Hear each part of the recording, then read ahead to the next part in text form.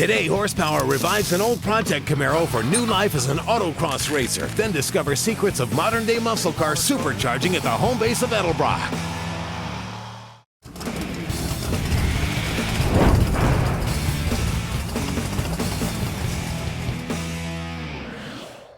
Sometimes when you're looking for your next project, the best place to look for it's your own backyard. Like that Camaro back there that seems to just not want to go away. And I'm glad it didn't, because today we need it for a new horsepower project. It's sat in our warehouse for years, with many of the parts, including the engine, used as donors for other POWERBLOCK projects. Today we're rescuing it for new life as a weekend autocross car.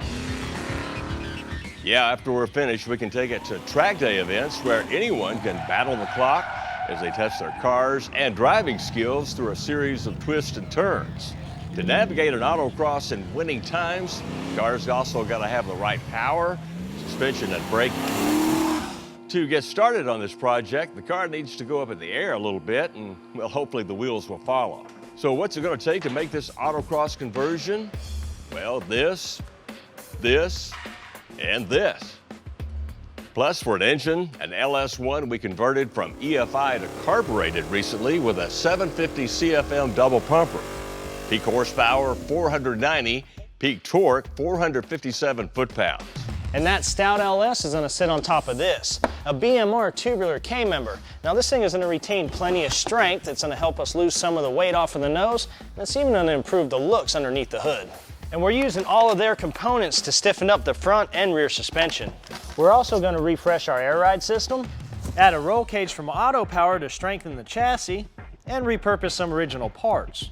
Before we tear into any more boxes, we need to tear out what's left under the car that our new stuff's going to replace. That includes the old K-member, entire front suspension, and even the power steering rack, which is getting replaced.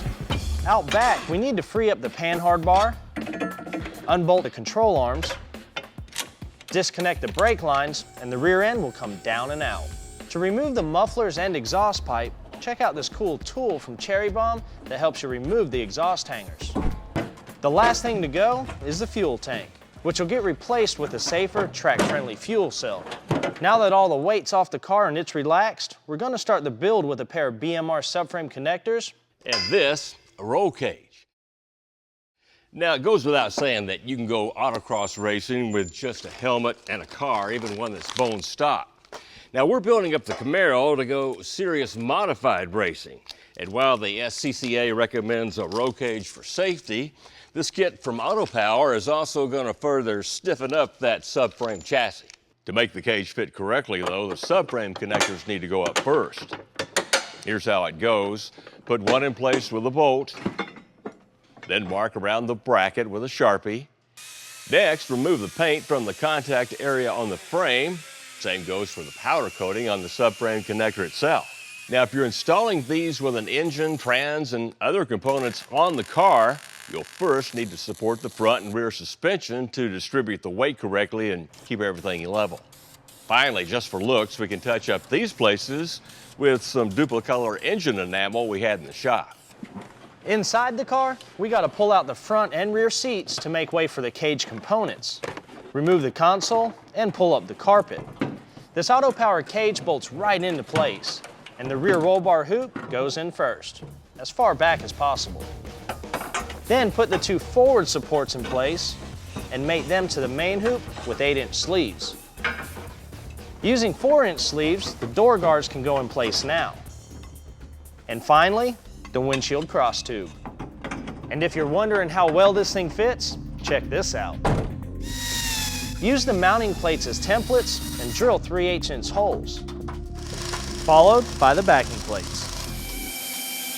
You might remember on our Mustang track car, we drilled holes through the sleeves and bars so we could bolt them together. But since the cage is going to be permanently inside the Camaro, we decided to put the welder to work. We got fire. Yeah, well, with paper around, it will catch on fire. Being as safety conscious as we are, we're going back to the bolts around the headliner. Now we can replace the carpet. It came out a lot easier. And only one thing's missing, seats. Summit Racing sells these Pro Car seats by Scat for $157 a piece. Now they look awesome, they actually recline, and they also come with adjustable sliders. Now these aren't the mounting brackets though. For that, we had to get an optional set to make it all work. The seats and sliders bolt up to the brackets. Then the RCI harness goes in. While we finish the passenger seat, no reason at all for you to leave yours. Now, when we come back, we'll jump on to the next phase of our Autocross Camaro project, underneath the car. We're back with our Autocross Camaro project, ready to stuff about 490 horsepower into that car. With the help of this new K-member from BMR, that is. This thing is a thick-wall tubular design and only weighs in at 24.5 pounds. That's 42 pounds less than this old stock K-member that came out of the Camaro, and it's going to leave a lot more clearance room for components like our exhaust headers. We're going to reuse the stock motor mounts, but not the heavy cast iron stand. Well, now we're ready for the new K-member. We're going to replace the lower A-arms with this, and what a difference. Not only lighter, but they have NASCAR-style ball joints, polyurethane bushings, and these chrome moly adjustable rod ends. And speaking of this, right now we're going to remove this one to show you the tip. The stock A-arm here was properly aligned at the factory, so if we place the new one exactly on top of it and adjust this rod end so that these holes match up, tighten it down, we'll be really close to the original alignment. For mock-up purposes, we're installing this manual steering rack from our kit, which is fine for drag racing, but for autocross, we'll need to swap it for a power rack as soon as we get one shipped. Since we're reusing the stock mounting plates, we'll first blast them clean and give them a fresh coat of paint. While they dry, we can swap out the upper control arms and attach the new ones to the spindles. Bolt on the plates and install the entire spindle assemblies to the K-member. We're reusing the Camaro's air ride shocks, which first bolt to the plates and then to the K-member. After running a 1/2-inch drill through the mounting holes, we thread the outer tie rod ends about 2 inches into the steering rack. We're using a couple of spacers to bolt the tie rods to the spindles. This way, the tie rods will be level once there's weight on them. Now we're going to swing the engine, hook up the transmission, and put on the tires and wheels. That way we can roll it under the car the same way you guys would in your driveway if you had the motor out. Of course, if your engine was already in the car, you wouldn't need to remove it to install the K-member and suspension parts. Same goes for this Tremec Magnum 6-speed we got from American Powertrain. Tell you more about that thing later, but we also got quite a package between it and the motor, including the Science Friction clutch kit, rated at 850 foot-pounds. They also sent us this flywheel that's lightweight billet and meets SFI specs. This Street Slayer clutch kit features an 11-inch high-load pressure plate and a fully sprung Ceramix disc that has a hub designed to protect the trans from shock load. It also provides a smooth uptake for good street manners. Tremec's Magnum 6-speed is rated at 700 foot-pounds right out of the box. Then, after American Powertrain gets through with this thing, it's rated at 1,100 foot-pounds. How do they do it? Well, they cryogenically harden the shafts, forks, and gears. Then they REM polish all the machine surfaces before heat treatment. Adds up to 30% increase in metal hardness. Plus, it's fully synchronized and great for street, strip, and road course use. To mount it, we're using a BMR cross member that also doubles as a panhard bar relocation bracket. Okay, now it's hello dolly and goodbye engine hoist. We're ready to roll this monster assembly under the car. Your toes clear, Joe? I think so. All right. I'll let you know if they're not. We're on the home stretch now. We can hoist the engine up from the top and jack the trans up from the bottom. There we go. Good. This is a perfect example of good engineering. Everything fit. The rear end is next, but not without the new lower control arms. As far as the Camaro goes, you can see for yourself, the new arms are adjustable, and I'm going to go ahead and match up the lengths before we install them. Now it's time for this beefy torque arm and new airbags. Jack that big old chunk under the trunk and secure it with the original shocks. Finish all that off with the panhard bar. We installed the engine and suspension in the car with it on jack stands the same way you would do it in your garage at home to show you it can be done. Now, like everything worth doing, there's a right and a wrong way. Sadly enough, there's more wrongs than there are rights. Now, I've seen people use logs, cinder blocks, even stacked 2x4s to support the weight of the car.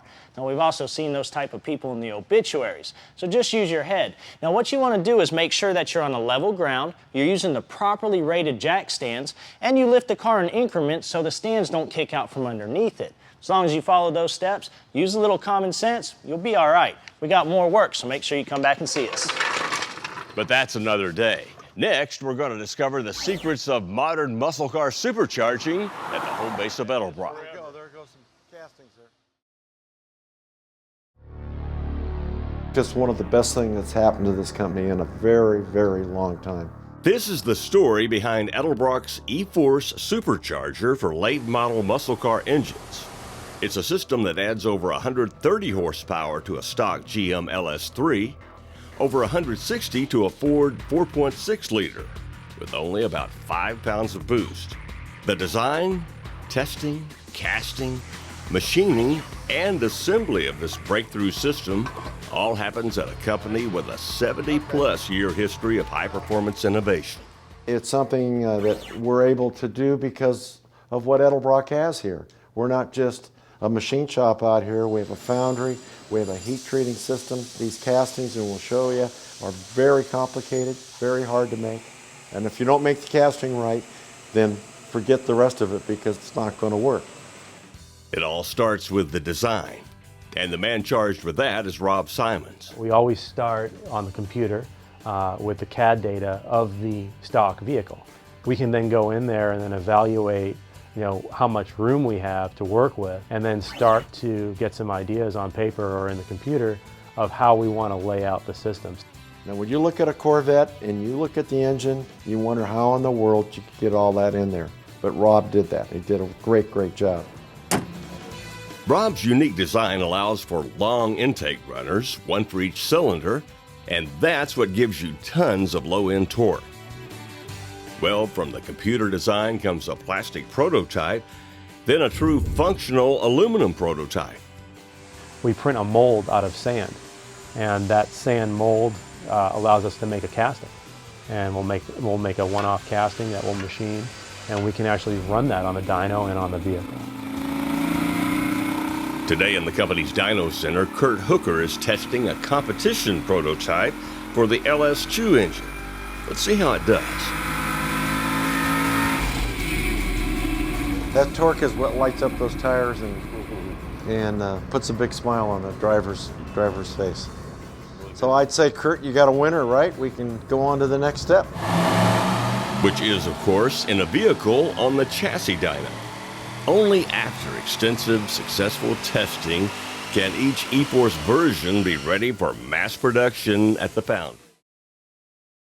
This is the casting. This is why we own our own foundry. You look at this and the complexity of it.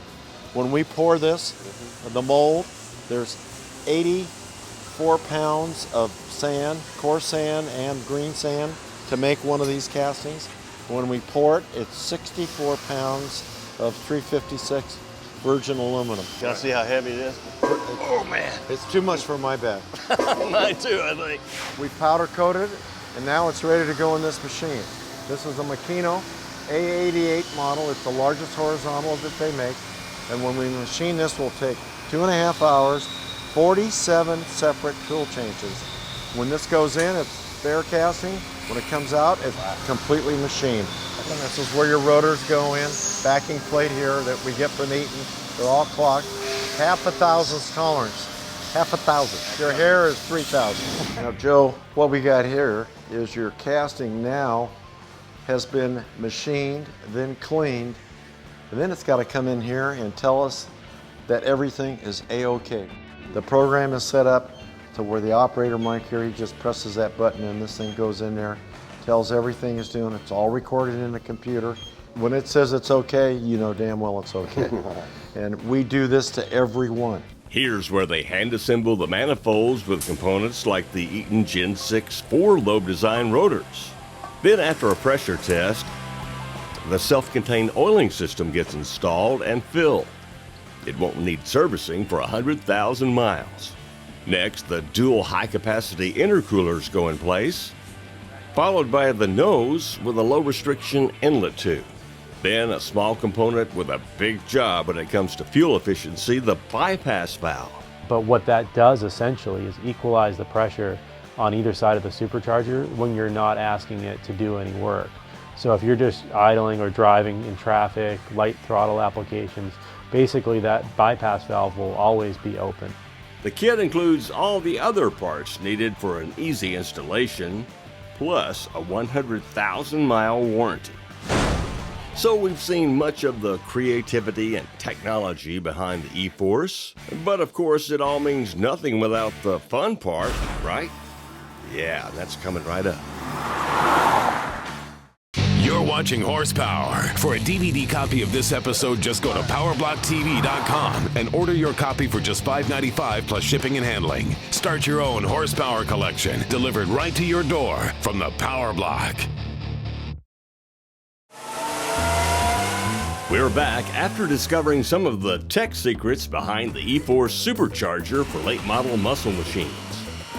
While we saw performance proof on 2 dynos, well, it was finally time for the ultimate test. It's been a fascinating visit. Thanks a lot. Thank you, Joe. Great to have you here. You got them for all these cars and more to come? Got them all, and more is coming as we talk, and we're here, man. All right, I guess that's it. No, it's not it. We got to take you for a ride. I'm taking you for a ride, and then you're going to take me for a ride. Get in this car. You promise? All right, you got it. All right. Sounds like bone stock right now. Right, it does. And it is bone stock, except that pressure hasn't come in yet. You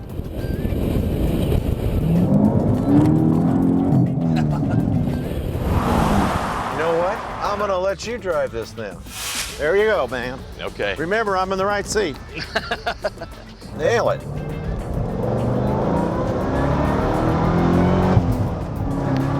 Okay, we'll make this turn now. It's definitely a sleeper. Wow. Ain't sleeping now. I got a smile on my face it's going to take a while to get rid of.